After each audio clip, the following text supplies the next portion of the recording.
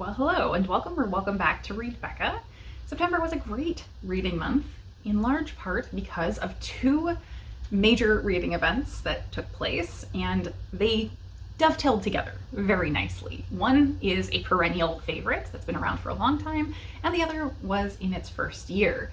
And those were Shaketember, focused on reading Shakespeare and Shakespeare-related works, and the new event, Framed, in September. So I'm very, very thankful to the hosts and co-hosts that put these events on and gave us a lot of inspiration. I, as always, played it fast and loose with prompts and pretty much just went on the theme. But I did participate much more than I actually expected. I wound up going down kind of a rabbit hole, and so I have several books to wrap up here. So let's start with Framed, since that's the new event, and obviously Framed is to do with all types of art, so anything to do with Shaketember also ties into Framed or falls under that category. So I wanted to wrap them all up together because of that. So for the Framed specific art books, first, the silly one. I have The Cat's History of Western Art, and this is by Susan Herbert.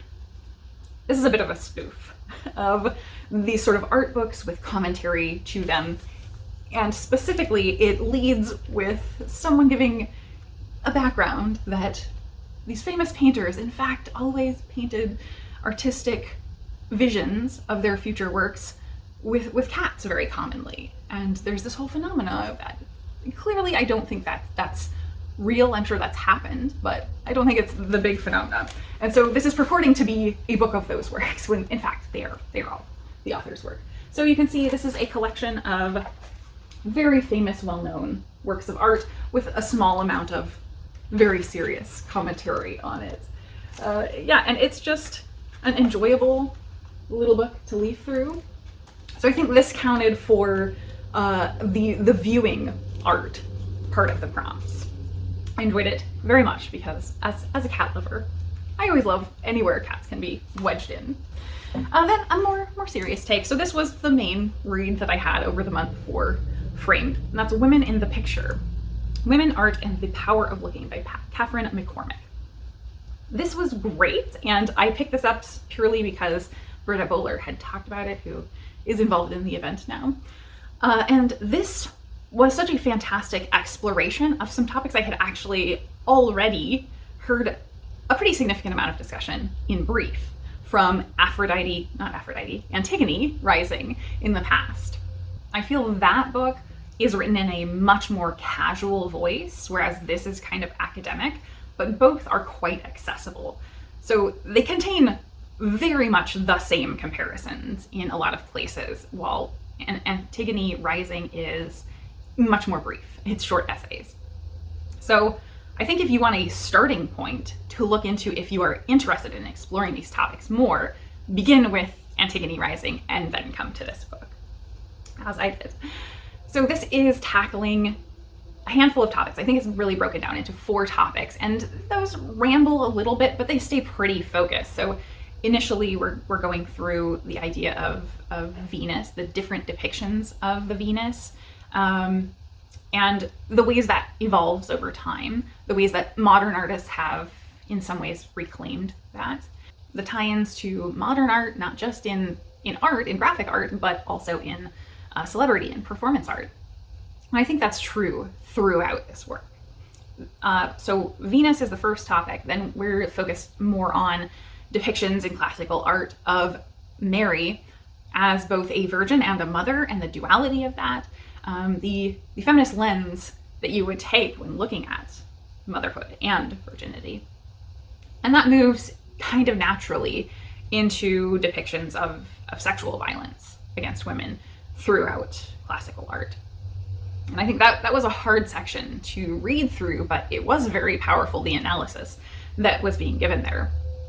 And we round out the book with Medusa, the imagery of Medusa as the Gorgon, as well as Lilith, as these women who are monsters. And that expanded into a brief discussion of the idea of an art monster. The term was originated to refer to women who are making space for themselves to do art, and that to do so you have to be somewhat of an aberration and a monster. who is going outside of traditional roles. We see a lot of commentary connecting to Virginia Woolf, which makes a lot of sense, though it didn't quite directly reference A Room of One's Own. And I really wish that had been expanded almost into its own section, because that does have so much space to explore what women have to do in order to be able to make art, and over time how that has changed. So that was very briefly touched on, but I enjoyed so much seeing the ways that women artists today are interacting with the images of the past in each of these areas and commenting on it and being critical of it. The absence of women in the art space in the past, the suppression of women's art over time, that also could have been focused on more, though I think this kept the focus on the actual art and the different ways of seeing the art and meaning. So, like I said, I think this was really fantastic and built a more academic and rich depth to my understanding of the discussions I had already kind of seen in casting these works of antiquity and classical art up against modern day culture and ideals and feminist thinking about this topic. So I very, very much enjoyed it, and I really tapped it up. Okay, moving into Shaketember. I did not read any Shakespeare for Shaketember. I did watch Shakespeare though. I watched the 2010 adaptation of The Tempest, and I very much enjoyed it. It has a stellar cast. We're talking Helen Mirren as Prospero, Jaimin Hansu is Caliban, Alfred Molina, Alan Cumming is in it, and it was just, the performances are definitely what you're there for. It is a very small cast in a kind of isolated location. There's some action, some humor. It is also a very intimate, personal story, while having these very speculative elements that I had no idea were going to be in there, because I didn't know anything about the play really going in. So we're on this island where Prospero and Prospero's daughter Miranda have been living, and Prospero is played by Helen Mirren, and just like the amount of fantastic monologues I think that she has, so brilliant.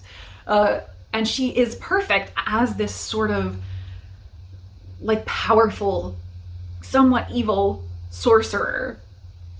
And we're there with this magical character who has a daughter that is just very doting and naive, innocent, and loving of him. And then we also have these two sort of spirits or magical beings. One is kind of a nature spirit who Prospero has promised freedom to, but it's not clear. It's one of those, like, do this one more thing and then you'll get your freedom. And the spirit also seems very, very doting and trusting of Prospero, despite that fact. And on the other hand, we have Caliban, who is treated as a monster. I'm not totally sure I understood like what exactly Caliban is, other than yet another magical being who is very tortured and is sort of trapped in service to Prospero as well, even though Prospero has done truly horrible things to Caliban. And so we have this dichotomy of very different dynamics between these people, but everyone is kind of in thrall of Prospero. And then a ship comes sailing around and is shipwrecked on the island. And the people on this ship are people from Prospero's past. Prospero formerly was the Duke of Milan. And so these are powerful higher-ups from Italy that are sailing by here in this island. And they go through some foibles on their own. And I don't know how much I want to get into, but it is all about the dynamics there between them, their past, as well as the people or creatures of this island that Prospero has created sort of norms with in terms of how they live. And Miranda, for me, is kind of a standout character, which worked out very well with the next book, because Miranda is the next main character in the book that I read tying into this. So I think from there, I want to briefly mention spoilers before I go, but this was probably a very arty adaptation of this. And I think that worked, but also it meant this won't work for everyone. And I know there was also a lot of uproar about the Helen Mirren performance and gender swapping Prospero, but she was absolutely fantastic. And giving her those lines, she is so powerful at it. So I did really, really love it. So moving into the kind of spoilers for how this ends and how that ties into the next thing that I have to talk about. As a result of the shipwreck, the remaining people from the ship were scattered somewhat. And two of the people who were on that ship are the king and the prince. And they've become separated. The prince is isolated off on his own. The prince has some of his entourage, more or less. And the prince winds up meeting Miranda, Prospero's daughter, and they fall madly in love instantaneously, of course. And so there is very much this hard eyes love story, like love at first sight type situation. And it's very much them fawning over each other. Meanwhile, the politicians, the higher ups that were on this ship, are there very much in conflict to Prospero and do not like Prospero at all. So Prospero, though, has all this power and has kind of been outcast from the world of politics, where Prospero was formerly the Duke in Milan. And things wrap up with Prospero kind of releasing the creatures of the island that were in servitude, but kind of putting these politicians and powerful people under thrall and deciding to return to Milan. So what I read next was Miranda in Milan by Catherine Duckett. And this is a Tor novella, so this was also a shorty for Shaketember. And this was such a great continuation. So I had the intent to read this, and that's why I turned to watching The Tempest. And it was a great continuation because it is putting us in the head of Miranda. And she is such a naive, loving daughter who has effectively been gaslit by this powerful, wicked father. And over the course of this book is her coming to that realization and coming to understand the position that she's been in all along, and that maybe she isn't the person that her father has raised her to be, really. So this is after they both have returned. She's learning about her mother, who as far as I know, her mother didn't come up at all in the play, but the situation there brings to light the mistreatment and cruelty of her father, where she always has been this doting daughter who saw only the good sides of her father, and her eyes are being opened to just how evil he is. And she also is coming to understand the court. So she's in Milan, but the prince is off away, and she has all these hopes that she will end up with the prince.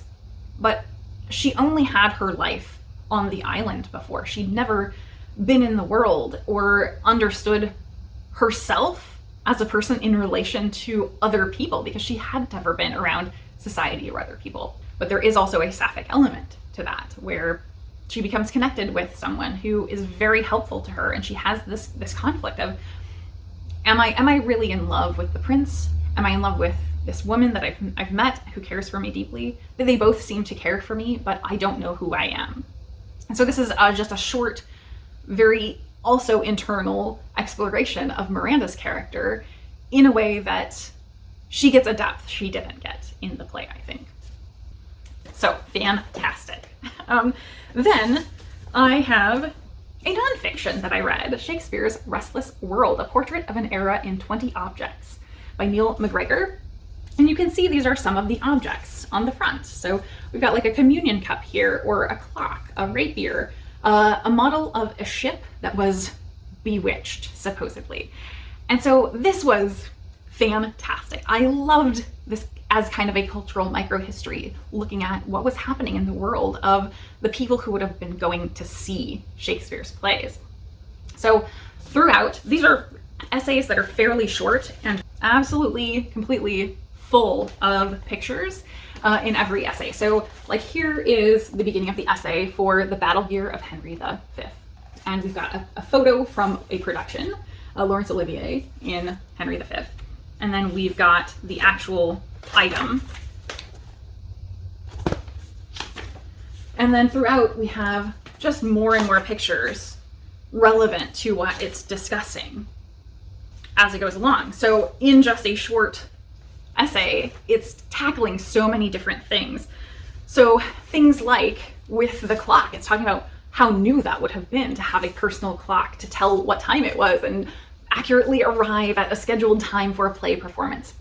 It also talked about the importance of the play scheduling and that plays were being scheduled in conflict with times of church services and the political ramifications of that for people who were skipping church to go to plays, literally.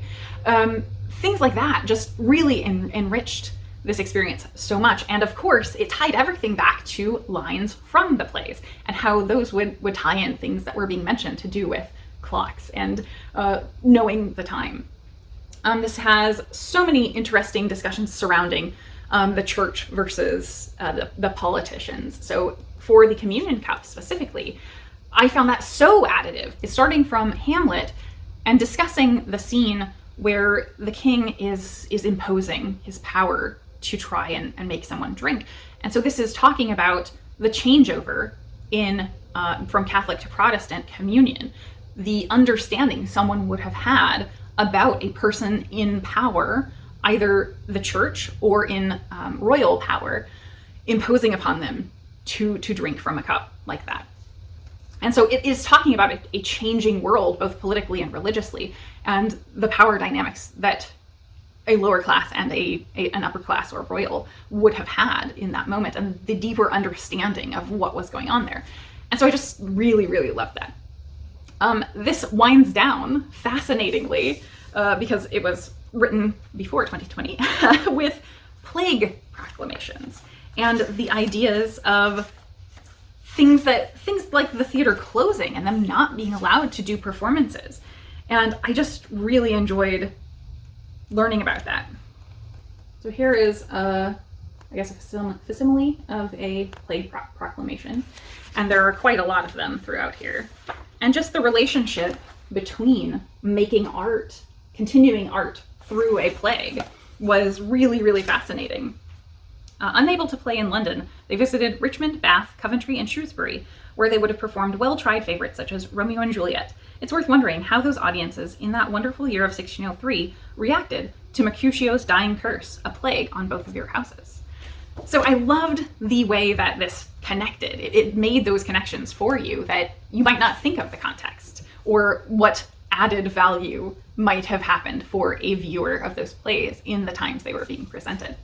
So just that deepening and enrichment that will be additive every time I see a Shakespeare play in the future. So this was absolutely perfect and ideal for this readathon. I'm so glad I happened to find it at a book sale last year and had it on my shelves perfectly for this event. So I think that's all for my wrap up of Shaketember and Framed in September, though I did also read Enter Ghost by Isabel Hamad during the month of September.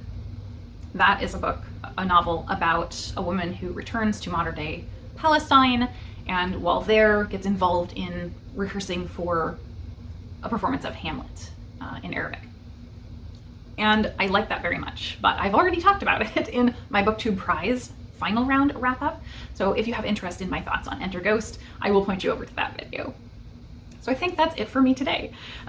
Did you participate in these readathons? And did you find any real hits like I did? I pretty much had all hits. This was a really, really great sequence of books for these reading events. So that's all for me today.